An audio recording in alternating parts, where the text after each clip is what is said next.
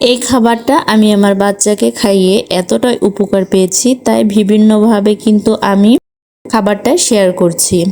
আর মূলত এই খাবারটা খেলে কিন্তু বাচ্চারা সারা রাত ঘুমাবে, আর সেই সাথে বাচ্চার পেটও ঠান্ডা থাকবে এবং বাচ্চার ওজন বাড়াতেও সহায়তা করবে। আসসালামু আলাইকুম প্রিয় দর্শক, বাচ্চাদের খাবার রেসিপি আজকের পর্বে রয়েছে খুবই পুষ্টিকর, মজাদার, স্বাস্থ্যকর এমনই একটি খাবার রেসিপি।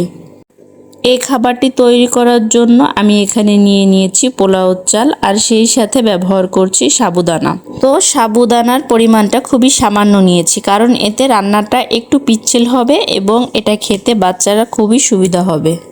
পোলাও চালটা নিয়েছি খুব সুন্দর একটা ফ্লেভারের জন্য। আসলে বাচ্চাকে একই রকমভাবে খাবার যদি বারবার খাওয়ানো হয় তাহলে কিন্তু বাচ্চারা খেতে চায় না।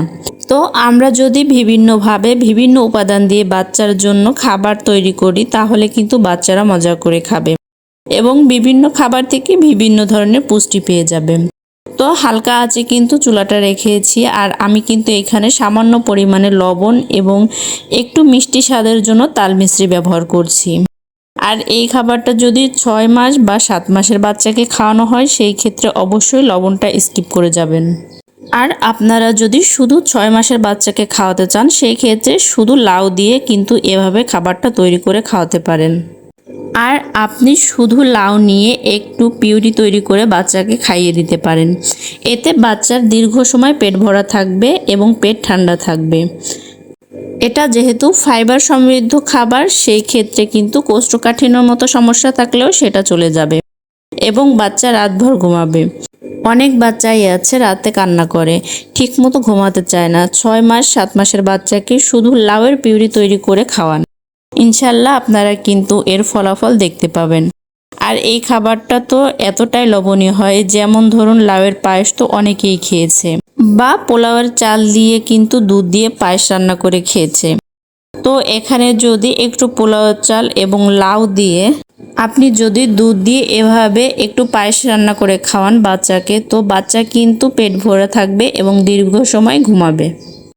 খাবারটা যেহেতু সাবুদানা দিয়ে রান্না করা হয়েছে সেই ক্ষেত্রে কিন্তু বাচ্চার খেতে সুবিধা হবে আর বাচ্চার ওজনও বৃদ্ধি পাবে। তো আমি এখানে আরও ব্যবহার করছি বাদামের গুঁড়া। বাদাম প্রোটিনের খুব ভালো উৎস, যেটা কিনা বাচ্চার প্রোটিনের চাহিদা পূরণ করতে সহায়তা করে। আর আপনারা চাইলে এখানে সামান্য একটু ঘিও ব্যবহার করতে পারেন। তো এই তো বাচ্চার খাবারটা কিন্তু তৈরি হয়ে গেছে।